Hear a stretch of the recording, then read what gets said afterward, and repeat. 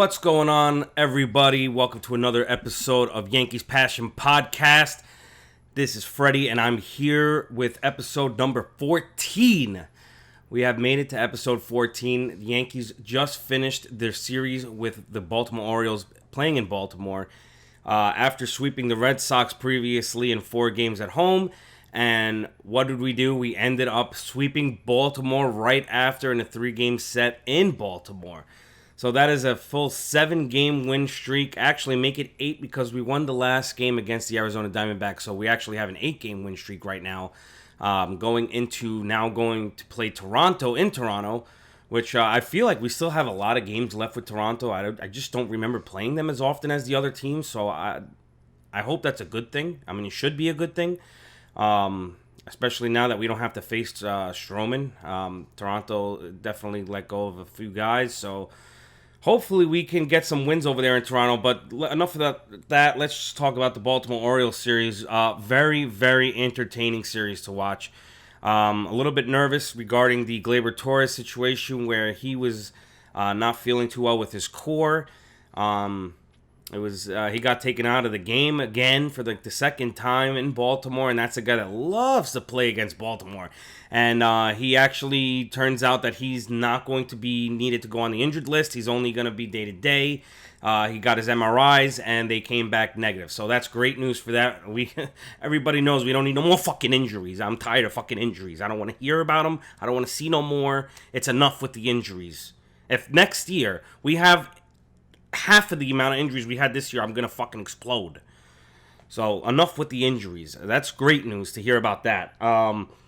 As far as the games, Monday we came in right after actually having to travel to Baltimore. Not that that's a major trip or anything like that, but going into Baltimore on Monday, we ended up squeaking out, which it shouldn't have been a squeak, but we actually squeaked out a win, 9-6. We were actually up in that game.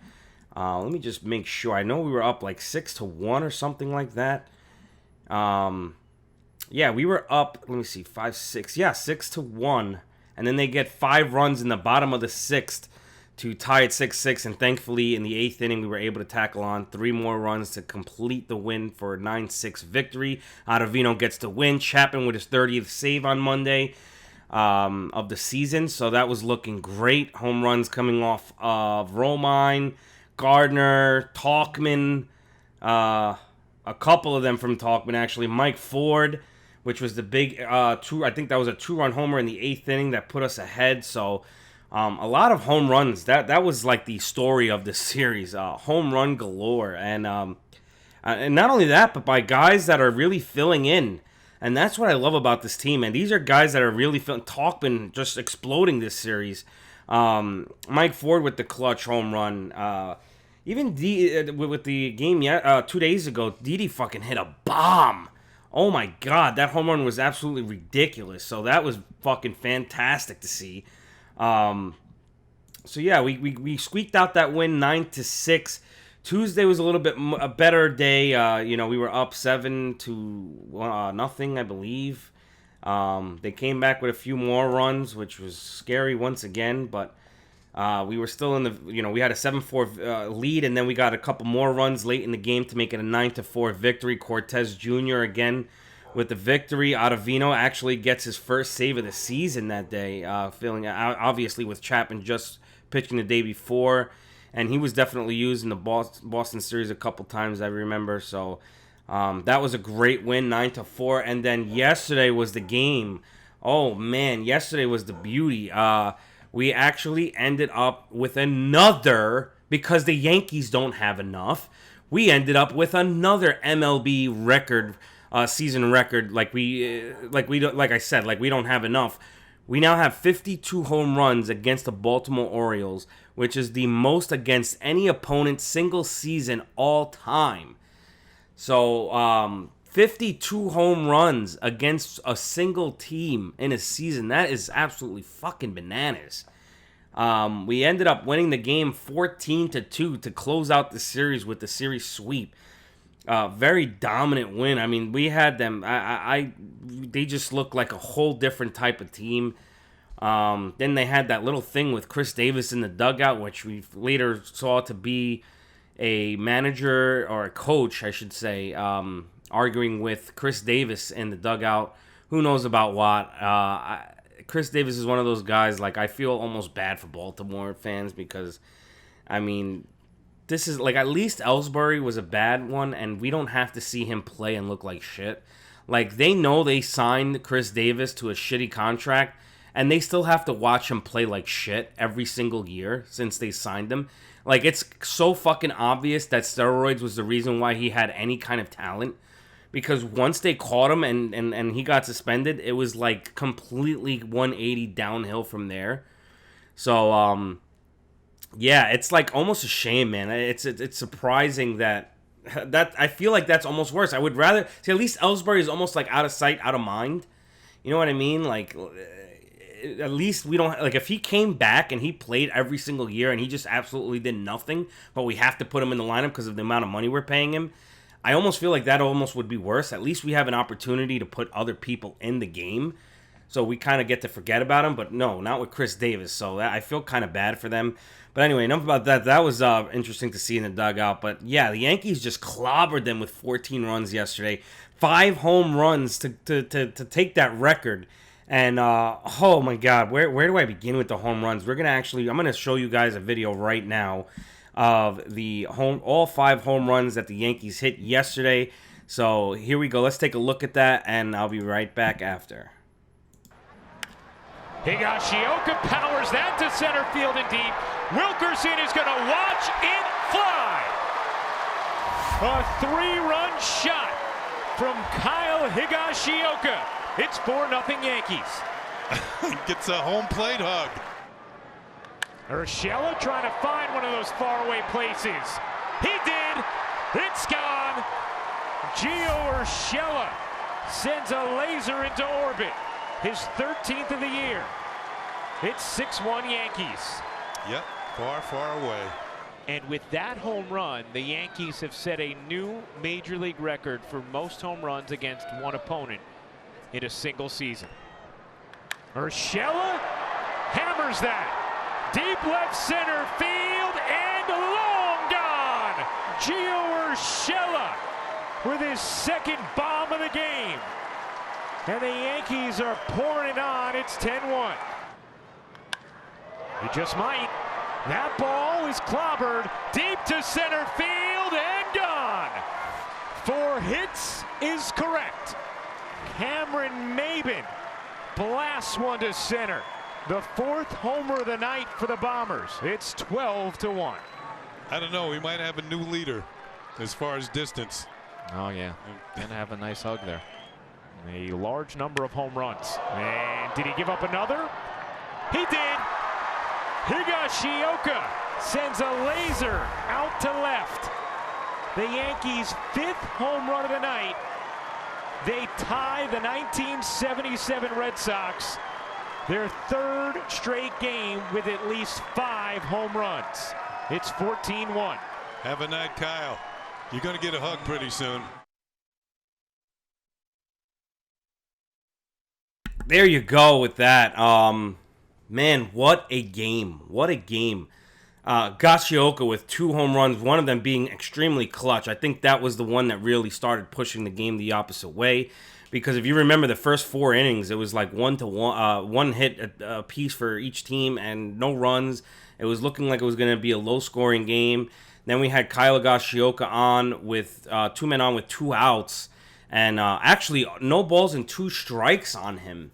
And it looked like, it was going to be another one of those where the Yankees did not get the runners in, and he just smacks the 3-run homer to put us ahead 4-0. We were actually up 1-0 at that point. But, I mean, it was just that really decided the game. And then after that, of course, Gio Urshela, Jesus fucking Christ. That kid, I want to hug him. I just want to bear hug him. I just want to run up to him and just fucking hug him and, like, never let go and be like, dude, please, never leave us. Just never leave us. Because holy fucking shit. In the beginning of the season when he was doing this good, I'm always one of the people, like, I need to see a big, what do they use? What word do they use? Like a sample. I want to see a big sample. When he first, it was only about a month in, a couple of months in, I was like, Yeah, he may be doing good now. Let's see how he does over the course of the season. Because there's a lot of players that may come in and then, they start really hot for a month or two. And then, I guess they either get figured out or tired or whatever the case may be. Sometimes they just aren't the same player and they can never figure it back out. But Gio Urshela definitely has shown that this is not a freak thing. He came into this season when the Yankees gave him that opportunity. He knew that this was his chance to make a name for himself, make a position for himself. And, man, did he do that with flying colors. I mean, this has to be our third baseman. I don't know. It sucks because, I really am a fan of Miguel Andujar, man. His bat is absolutely amazing when he's hot. His glove, we already know, is not even close, not even comparable, and not even comparable in the slightest to Gio Urshela's glove. Gio Urshela that's the thing about him, is that he has such an amazing fielding ability. And for his offense to just be like this is just such a bonus. What a plus to find a gem. We got him from Toronto for just cash. And look at that kind of performance that we're getting. I mean, that's a guy that you would trade and give prospects and all kinds of shit for to have that kind of performance. With that kind of a glove and that kind of and offense, the guy is batting consistently over 300. He just hit his 16th or 17th home run of the year, I believe. I mean, he's on a tear. What a gem that we found there. And then, what was it? Gashioka filling in for Gary Sanchez, pretty much. And he comes in and gets two home runs yesterday. I mean, it's like we're getting all this stuff from our backup guys that really make us almost like we feel overwhelmed with the amount of players that we have. Even the second baseman, that Brelvik guy, he can even play when the time comes. I mean, I still rather have Gleyber Torres in there without a doubt. But, he even has contributed against the Red Sox series. He contributed with a big hit. I mean, we're getting a lot of stuff from our young guys that are not even supposed to be starters. And it's really good to see that because, when it comes to playoffs and we get to September, I mean, we're going to be able to have all these guys up, and it's just going to be fun to watch. You don't have to worry about having guys in there that maybe aren't, prepared or anything like that. So it's good definitely to see that. What was it? Paxton yesterday with a really, really, really great home run. Not home run, I'm sorry. What am I talking about? Paxton with a great start. That's the thing. There's been so many home runs in these past few games that it's just like, oh, man. But Paxton goes 6 2/3 inning. And with 7 strikeouts, and he just looked like the Paxton that I was hoping the Yankees were able to get in that trade in the offseason. And like I said, man, this guy has the stuff. He really could potentially be the playoff pitcher that we need. Like the guy that nobody thinks is going to be that good in the playoffs, and he comes out of nowhere. Because I'm telling you, the amount of stuff that he has is absolutely extraordinary. And it's just a matter of him, and you can actually see even in his body language yesterday, when he came out, and even after he gave up that home run, to of course Trey fucking Mancini, but when he gave up that home run, he didn't look like he did in the other starts. Like he wasn't rattled, he didn't let that sulk in his head or anything like that. And his whole body language is just more of an attack mode. He was just throwing balls right there, and he looked like he wasn't afraid to use his pitches. He had way more confidence in his stuff. He wasn't afraid to throw the knuckle curve a little bit more and mix it up with the fastball right down the middle, sometimes even up and in. Because he knows that 97 miles an hour is not a joke. That's still, I mean, I know everybody's used to seeing these pitchers throw hundreds, but man, 97 is not a joke. That is still very tough to hit. And I saw him even in the 7th inning still consistently hitting 97, 98 miles an hour. So after throwing 100 fucking pitches, the guy's still hitting 97 miles an hour. So that shows you that I think his body language, he was just ready for it. He wasn't afraid of any, I think a lot of times he was afraid of thinking too much about trying to have such a good performance and not necessarily just saying, you know what, here's my stuff, I'm just going to throw it and to the best of my ability, and whatever happens, happens. And a lot of times you doing that, you actually end up getting better results that way. But this we're gonna take a look at James Paxton's 7 strikeouts and 6 2/3 inning against the Baltimore Orioles, where he just looked. And what I want you guys to look at is just his body language, the way he just was ready to throw, and the bite on that knuckle curve too. Oh my God, that knuckle curve yesterday was just such a fucking nasty breaking ball. I mean, I almost want to compare that shit to like a Kershaw 12-6 because it really had that much break. It was really, really fucking impressive to see. And if you can mix that up with a 97-mile-an-hour fastball high, I mean, good fucking luck to try and hit that shit. That's extraordinary. But anyway, let's go ahead and take a look at James Paxton's 6 2/3 inning against the O's yesterday. Yankees. Good cutter there, and Alberto swings over it, 1 down. And they feel that VR went around too far. That is on the outside corner, strike 3. Swing and a miss, 97 for Paxton. Swinging at the first pitch and popping it up. LeMahieu makes the catch. Jace Peterson pinch hitting for Chris Davis and grounds out on the first pitch he sees. Swing and a miss. A smooth 1-2-3 fifth for James Paxton. VR goes around. Paxton strikes out Severino with the curveball. Tremendous outing for James Paxton. Couldn't quite finish it off there to get through the final out of the 7th, but a very strong 6 2/3 tonight from James Paxton. So there you have it. James Paxton looking absolutely amazing. I know people on the podcast probably can't see that, but it just, the bite that he had on his pitches were just really incredible to watch. And he just looked like his command was there. Everything was right where it needed to be for him. And listen, if you didn't notice, Tampa Bay lost yesterday. So we're putting this division fucking away, almost. We're at that. We're very close to that point. Right now, the Yankees are 75 wins with 39 losses.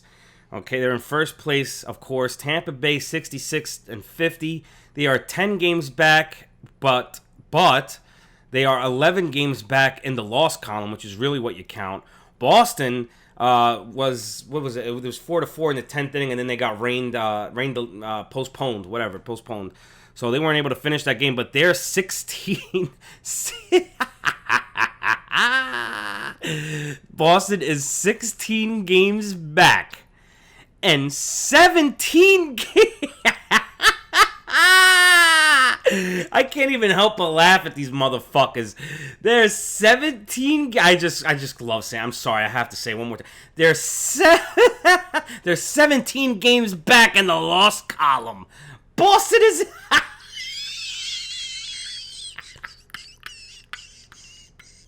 Boston is 17 games. They fucking suck. And that's what I love to hear and see, and just I want to remember it and just cherish this moment. 17 games back and 17 games back in the loss column. And it's so great because even with that 3, they thought that they had a little bit of a chance. When they took us for 3 out of 4 last week, they thought they had a little bit of a chance. And you know what happened? Nothing. They went back because we swept them, and they can't win a fucking ball game now, and now they're 17 games back in the loss column. So, God, that is so beautiful to feel. I hope the Yankees can continue this, and you know, maybe by September, they're well ahead in first place in the division, and maybe, you know, I kind of want that just to be able to. I think if we can get a substantial lead in the division, that's when you'll start seeing, like, if Severino is coming back this season, that's where you'll start seeing, you know, maybe the Yankees will try and use him as an opener and see what he can do, see where he's at. You know, they'll chance a little bit of things like that. And I say if because, like I said, this is just a theory. I don't have any conclusive evidence or. You know, this is just a theory. I just feel like I don't know what's going on with Severino, and they just don't seem to be making any kind of a progress. I haven't heard anything like, oh, they're starting a throwing program, and, he's gonna be back by the end of August or something like that. I'm hoping that he is, and maybe I'm wrong. That's a guy I would love to have back. If he could just be anywhere close to what he was in the first half of last year, that would be fantastic to add in the rotation. I highly doubt he would be in the rotation, but at least to add him as an opener or a relief, whatever they want to do with him. And of course, Dellin. I mean, if we could go with this team, the way we've been playing now, and just add 2 guys like that back to our roster, I mean, come fucking on. Let's go. Let's go. And the thing is that our starting pitchers like Paxton have to continuously be dominant the way they have been. Of course, Tanaka, he's going to be starting over the weekend. I believe he starts, Saturday's game? Yeah, he starts Saturday's game. That's a game I'm really looking forward to because I need to see a strong start from Tanaka. The last few starts, his splitter does not look the way it usually does. And it looks like they're kind of... He's throwing it out of the zone a lot, so I feel like they're kind of waiting on him too much. They know, like, don't even offer at the splitter because he doesn't have the command where he was able to throw that for a strike usually. And not only that, but with the slider. So I think they're just sitting on those and waiting for the fastballs and the hanging sliders or splitters that they can drive. So I'm hoping that Saturday he shows us that he's still dominant and it was just a hiccup and he'll be back to, going 7-8 innings like he did earlier in the season where he actually had a complete game that he pitched. So I'm hoping that happens. We have Hap Friday, which is tomorrow, and tonight we have Domingo Germán, which I feel very comfortable with. He's 14-2 with a 3.98 ERA, so we finally have a starter under 4. I don't know what's going on with fucking CeCe, but CeCe is like not... I haven't heard anything about CeCe. I know his knee was... They said he was hurting at a level of a 10, so who knows when he's going to be coming back. Maybe on Sunday they don't have any pitcher listed, so that could also be an opener situation, or maybe CeCe does come back by Sunday. We'll see. Gary Sanchez is also supposed to be joining us in Toronto. He had his he got a base hit yesterday, I believe in AA or AAA. When he had his rehab game, he had no issues, so I'm pretty sure he's going to be joining us in Toronto. So that's another guy we'll have back. Hopefully his back can be, back to where it was early in June, because he actually went down. He's now batting like 229. And, if you remember when he was hot, he had that batting average up to 260, 270. And that's when he was hitting the ball real well. So I'm hoping we can get him back to that level, because that would be fantastic to add also. So this is a good weekend. This is a big weekend for us. We can see how we're going to be doing with a couple of guys. Sanchez coming back, Tanaka with the start. We'll see how he does. So it's going to be an interesting series to watch.